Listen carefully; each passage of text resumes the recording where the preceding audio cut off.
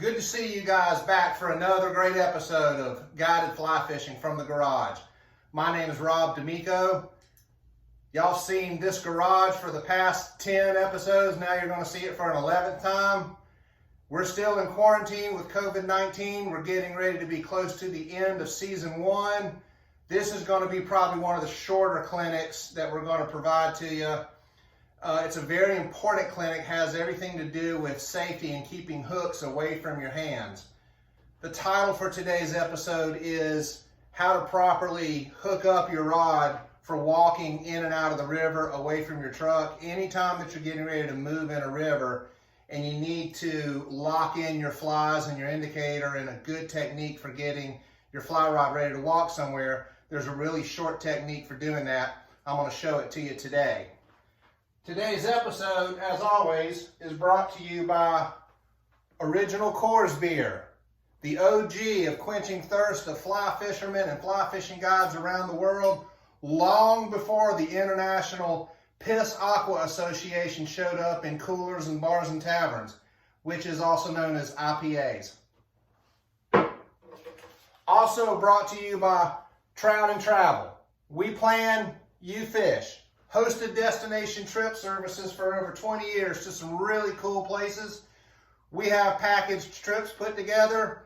Our guides and outfitters go with you as hosts for your trip. You buy your trip package from us. We plan, you fish. We do all the rest for you, except for the fishing. That part's up to you. Follow us on Instagram at trout_and_travel.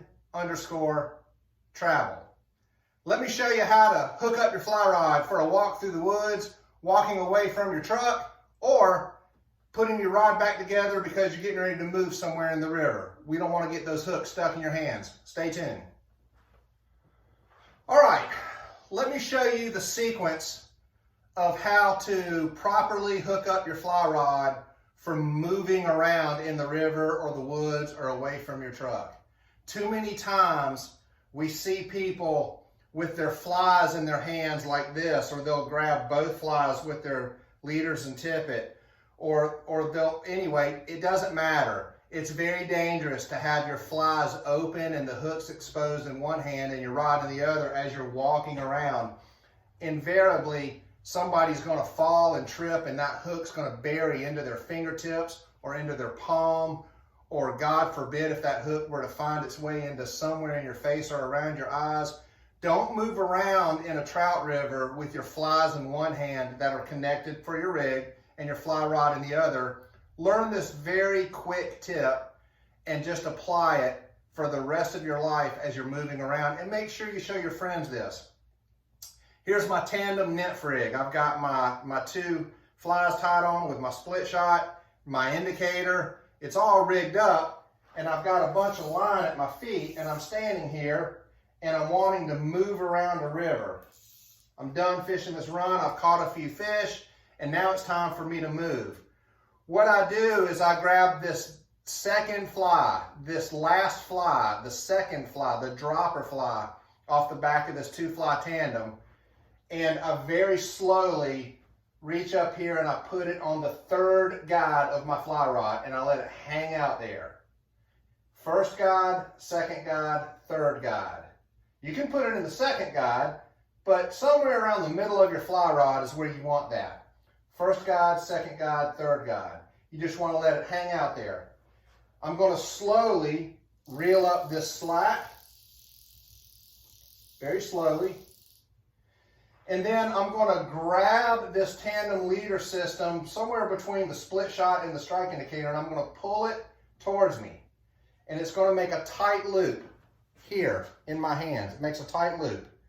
I'm going to pull off a little bit of line so I have some slack to get that loop behind the reel. And I'm going to drop that loop behind the reel, like so.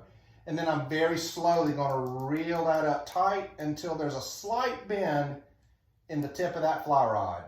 Now, what I'm left with is my rig that is securely tight to my rod by coming around the back of my fly reel I have about 2 or 3 feet of fly line open on my rod tip. I can walk forever with my rig just like this. I can walk through the woods, I can walk around the river. If I happen to trip and drop my rod, my flies are still connected to my fly rod. When I get to where I'm going to fish next, I just reverse this process. I take the loop off the back of the reel and I just let that drop. Reach up here and grab this fly, the second fly, and now I'm ready to make my first cast because I have some fly line on the outside of that rod tip. Let's do that again. To hook up your rod because you're moving, grab this second fly, put it on the third guide, reel up the slack until you get this loop on the back of the reel. Put this loop that's in your left hand on the back of the reel, reel it up tight, and now you're ready to move around the river. I hope that was helpful. Make sure you teach that to your friends. Don't walk around the river with your flies in one hand and your rod in the other. Learn this technique for hooking it all up. All right, as promised, that was a quick and dirty clinic.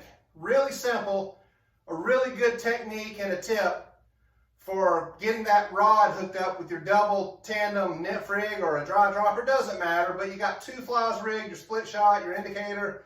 This is how you kind of get it put back together on your rod so it's safe to walk through the woods, walk away from your car, your truck, move around in a river. So you're not holding on to open flies in one hand and holding your fly rod in the other hand.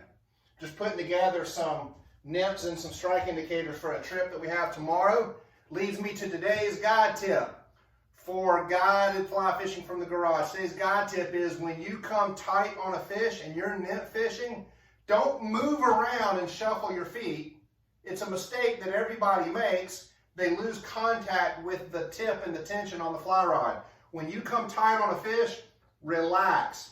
Stand still. Don't ever move for a fish. Don't move around for a fish. Stand still, be confident, and move a fish with your fly rod. Don't move a fish by moving your body around and getting twisted up and taking a step back. When you come tight on a fish and that rod is high, you relax, be very stoic. Don't move for a fish. You move the fish around with the tip of your fly rod. By the way, 10-foot fly rods are awesome for what I just described. Make sure that you fish with a fly fishing guide at least once this year. And as always, when you're practicing a clinic like I showed you today, you go stand in your garage or your front yard, your backyard, in your kitchen. I don't care where you stand, but make sure you're on your feet. Work on the dexterity and the routine and the movements of hooking up that fly rod over and over and over again. So then when you get rigged behind your truck and you start walking away, or you're going to move from one run to the next, in a matter of seconds, you'll be able to put that rod together and safely be able to walk around the river. I'm Rob D'Amico, always the host for Guided Fly Fishing in the Garage. See you next time.